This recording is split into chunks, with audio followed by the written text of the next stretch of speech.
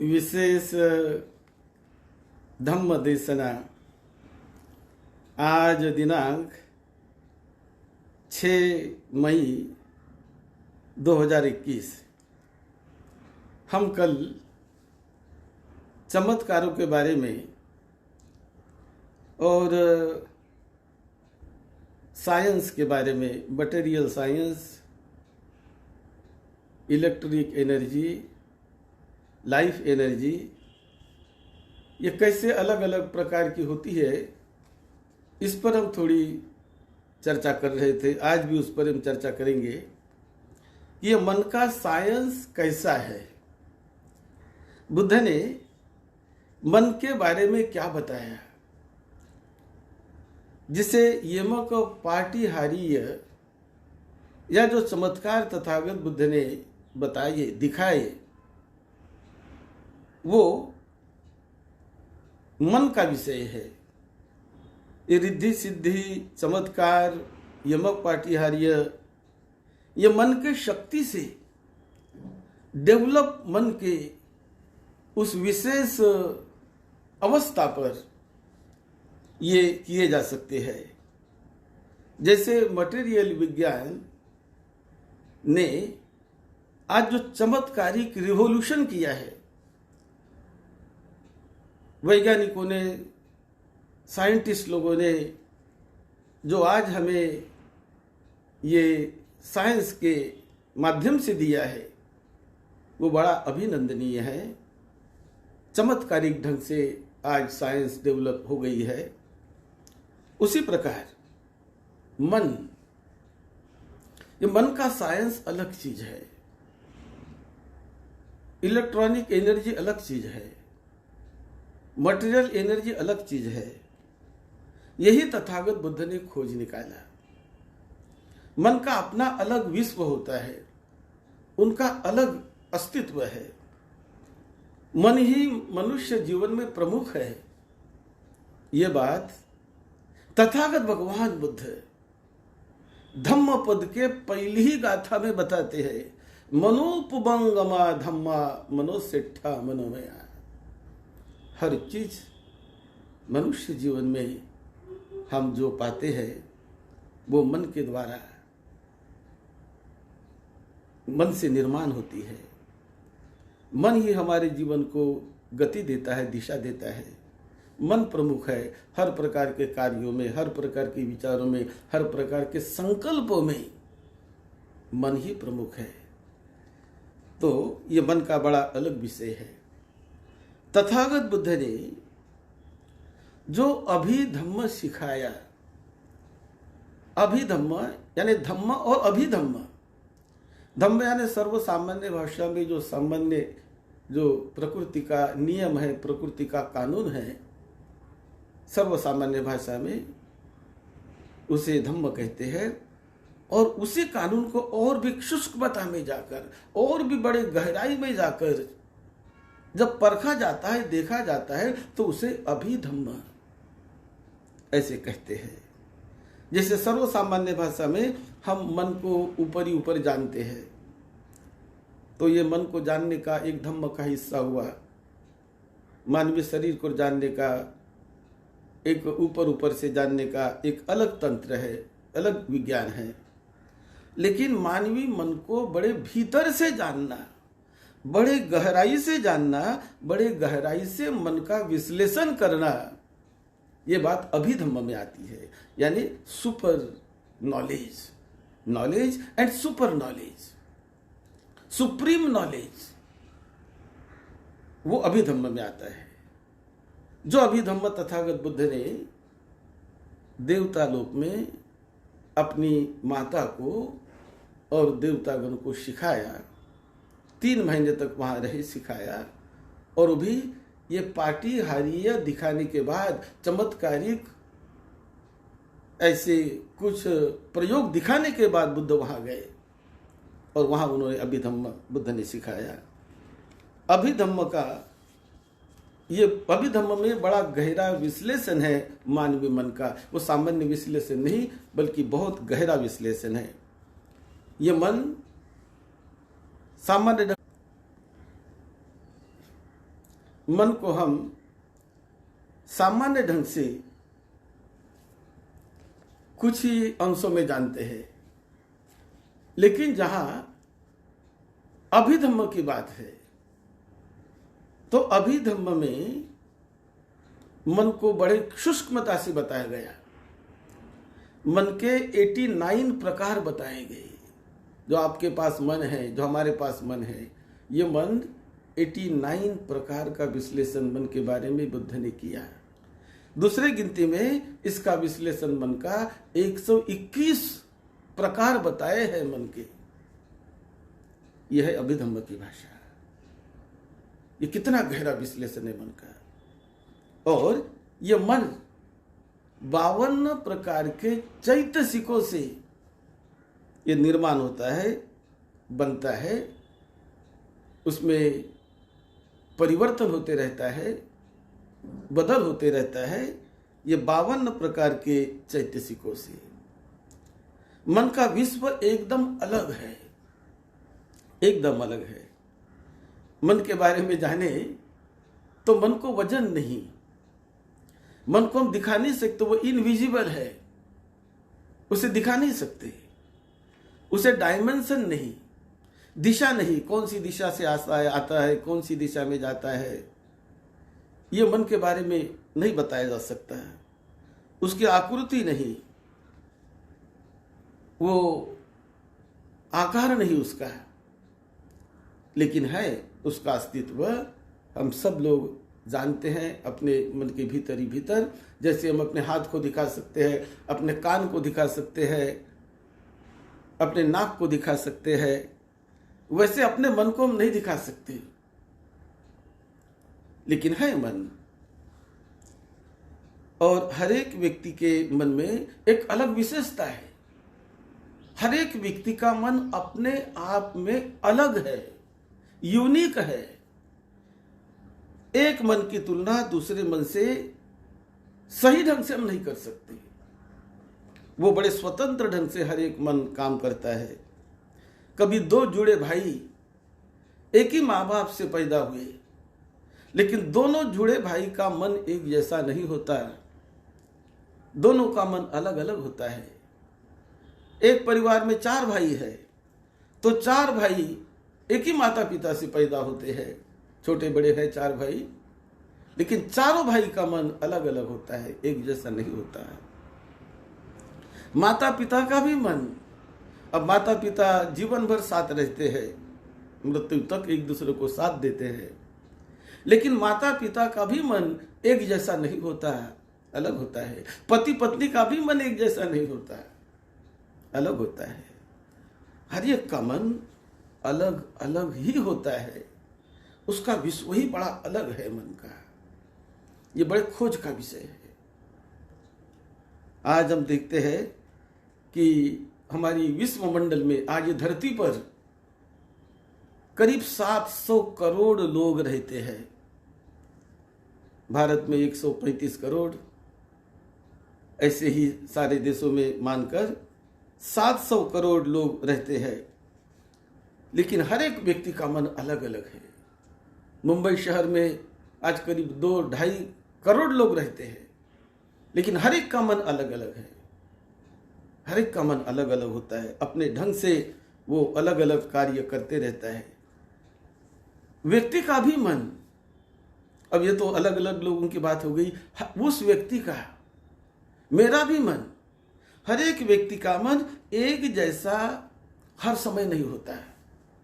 कल मन अलग था, आज अलग है, परसों अलग रहेगा। प्रति क्षण कभी कभी मन अलग अलग रहते हैं, बदलते रहता है। मन 7 साल की जब मेरी उम्र थी तो मेरा मन अलग था, 10 साल की उम्र में मेरा मन अलग था, 20 साल की उम्र में अलग था, 50 साल की उम्र में अलग था, आज मेरा मन अलग है। तो एक आदमी का मन भी एक जैसा नहीं रहता, और 50 साल के आदमी का भी मन अलग है। 80 साल की उम्र उसी आदमी की होगी तो उसका मन 80 साल की उम्र में अलग बन जाता है, क्योंकि ये मन का अलग विश्व है, अलग विश्व है। मन की अवस्था को डेवलप किया जा सकता है, मन को जाना जा सकता है, मन को पकड़ा जा सकता है और मन को नियंत्रित भी किया जा सकता है। बार बार ये रिकॉर्डिंग बंद हो रही। मन को पकड़ा जा सकता है, मन को नियंत्रित किया जा सकता है, मन को संयमित किया जा सकता है। यही बात तो तथागत बुद्ध ने सिखाई। मन को ट्रेन किया जा सकता है, प्रशिक्षित किया जा सकता है मन को। तभी तो हम लोगों में अंतर देखते हैं कि किसी आदमी का मन बड़ा प्रशिक्षित है, बहुत उसने प्रशिक्षण लिया अपने मन को, तो बड़ा अलग ढंग से उसका जीवन होता है। किसी ने मन को प्रशिक्षण दिया ही नहीं, अलग ढंग का उसका जीवन है। प्रशिक्षण में भी, ट्रेनिंग में भी नाना प्रकार के अंतर होते हैं। और जैसे आप अपने मन को ट्रेनिंग दो, जैसे उसे प्रशिक्षित करो, वैसा वो प्रशिक्षित होता है। कोई आदमी डॉक्टर की ट्रेनिंग लेकर डॉक्टर बनता है, कोई इंजीनियर बनता है, कोई आदमी पायलट बनता है, तो कोई आदमी हवाई जहाज चलाने वाला पायलट बनता है, कोई समुद्र का जहाज चलाने वाला कैप्टन बनता है, कोई डॉक्टर बनता है, कोई आर्किटेक्ट बनता है। यह सब ट्रेनिंग का परिणाम है। कोई वकील बनता है, लॉयर बनता है, तो यह सब ट्रेनिंग का परिणाम है। ये सब मन का संबंध है, इससे ट्रेनिंग का संबंध है। मृत्यु का भी बड़ा चमत्कारिक संबंध है मन से। हम देखते हैं कोई आदमी 40 साल की उम्र में मर जाता है, कोई व्यक्ति, कोई बच्चा 10 साल की उम्र में मर जाता, कोई 5 साल की उम्र में मर जाता है। ये मन का संबंध है। कोई बच्चा 2 साल की उम्र में मर जाता है, तो कोई बच्चा पैदा होते होते ही मर जाता है। ये मन का संबंध है। तो कोई बच्चा 25 साल की उम्र में चला जाता है, कोई 50 साल की उम्र में चला जाता है, कोई 80 साल की उम्र में चला जाता है। तो ये मृत्यु का संबंध भी मन से ही है, मन से ही है, मन से ही उसका संबंध ये मृत्यु का भी होता है। और ये जो तथागत बुद्ध ने सिखाया कि मन को कैसे विकसित किया जा सकता है, कैसे उन्हें जाना जा सकता, उस पर मास्टरी कैसी पाई जा सकती, मन के स्वामी कैसे बना जा सकता है, कि मन को हम अपने नियंत्रण में कैसे रख सकते हैं। हम उनके नियंत्रण में नहीं, तो अपने नियंत्रण में मन को रखकर भी जिया जा सकता है। यही तो ट्रेनिंग तथागत बुद्ध ने बताई। मृत्यु का संबंध पारमिता से भी है, पुण्य बल से है मृत्यु का संबंध, कर्म से भी संबंध है, संस्कारों से उसका संबंध है। क्यों ऐसे अलग अलग उम्र में मृत्यु आ जाती है? क्योंकि कर्म का सिद्धांत, कर्म का उससे संबंध है, संस्कारों का उससे संबंध है, मन के डेवलपमेंट का उससे संबंध है। मृत्यु को हम रोक नहीं सकते, लेकिन यह कर्म गति से मृत्यु आते रहती है। संखार के उस संखार के डेवलपमेंट से, संखार पुंज से, कैसे कैसे संखार इस व्यक्ति के मन में रहे, कैसे कैसे संखारों को लेकर ये व्यक्ति चल रहा, कैसे कैसे संज्ञा को, संखारों को ये व्यक्ति लेकर चल रहा, उस पर उससे संबंधित है मृत्यु भी। और मृत्यु संबंधित है कर्म सिद्धांत से, मृत्यु संबंधित है पटिच्च समुत्पाद के सिद्धांत से। ये भी बात तथागत बुद्ध ने बताई। तो ये मन का साइंस बड़ा अलग प्रकार से मन काम करता है, ये खोज का विषय है। एक जगह पर बुद्ध कहते हैं कि जैसे सूत्र में आया, 80,000 करोड़ देवतागण लाभान्वित हुए बुद्ध के देशना से। अब देखिए 80,000 करोड़ देवतागण, आज मानवों की संख्या 700 करोड़ है। 700 करोड़ है। तो ये जो बुद्ध ने बताया हुआ जो ज्ञान है मन के बारे में, विश्व के बारे में, और 31 लोकों की बात तथागत बुद्ध ने कही, हमें समझना है, जानना है, अपने आप को डेवलप करना है, अपनी गति हमें सुधारनी है, क्योंकि हर एक व्यक्ति की गति अलग अलग है, अपने हाथ में होती है। मेरी गति मेरे हाथ में, मेरे मित्र की गति उनके हाथ में, मेरे लड़के की गति उनके हाथ में, मेरे माता पिता की गति उनके ही हाथ में होती है। यानी सुगति या दुर्गति, अपने को किस दिशा में ले जाना, ये बड़ी स्वतंत्रता हर एक व्यक्ति की होती है। ये बात तथागत बुद्ध सिखाते हैं। तो ये बुद्ध ने क्या सिखाया, उस पर बड़े गंभीरता से सोचने की, समझने की, विचार करने की जरूरत है। जो बुद्ध ने सद्धम्म सिखाया, जो बुद्ध ने अभिधम्म सिखाया, वो बड़े कल्याण का है। अभिधम्म मन का साइंस है, चित्त की विशेषता को कैसे जाना जाता, कैसे समझा जाता, कैसे चित्त को डेवलप किया जाता, और कैसे श्रोतापन्न सकृदागामी अनागामी अरहत इस अवस्था तक पहुंचा जाता है। ये विषय मैटर का नहीं, ये विषय है मन का। कैसे बोधिसत्व अवस्था तक पहुंचा जाता है, ये विषय मन का है। कैसे बुद्ध की अवस्था तक पहुंचा जाता है, ये विषय मन का है। ये मन का साइंस है। इसीलिए हमें इस क्या बुद्ध ने सिखाया, कैसा उसका उपयोग मैं अपने जीवन में करूं, कैसे कर सकता हूं, इसे हमें जानने का, समझने का प्रयास करना है।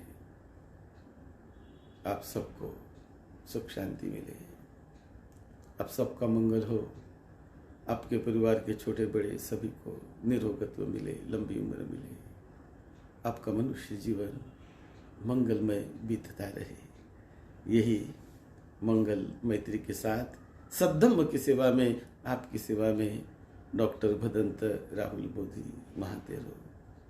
आप हमारे YouTube के चैनल में भी जाकर जो 181 धम्मपद की जो गाथा है, उसे 4 पार्ट में हमने बताया है, जो चमत्कारों से और मन से गहरे संबंधित है। इसलिए आज हमने मन पर एक थोड़ी सी हमने चर्चा करने का प्रयास किया, बड़े शॉर्ट में बताने का प्रयास किया। आप उसे और भी डिटेल में इन धम्मपद के गाथाओं में सुनिए। हमारा YouTube चैनल है डॉक्टर भदंत राहुल बोधी। ये नाम आप टाइप करिए अपने मोबाइल में, अपने कंप्यूटर पर, लैपटॉप पर, YouTube में जाकर डॉक्टर भदंत राहुल बोधी नाम टाइप करिए, और वहाँ बहुत सारी बुद्धवाणी की क्लिप्स, सीडियाँ वहाँ पर अपलोड की हुई है। आप उनका लाभ लें, औरों को भी लाभ दें, शेयर भी करें, सब्सक्राइब करें, धम्म के सहायक बन जाए, धम्म से अपने जीवन को जोड़ ले, सद्धम्म से जुड़ जाए, धन्य करे अपने जीवन को। धम्म धन्य धन्य करता है जीवन को, मंगलमय करता है, मंगलमय करता है, पवित्र पावन बनाता है। आपका जीवन मंगलमय बने, पवित्र पावन बने, यही मंगल मैत्री सबको मिले। सबका मंगल हो, सबका मंगल हो।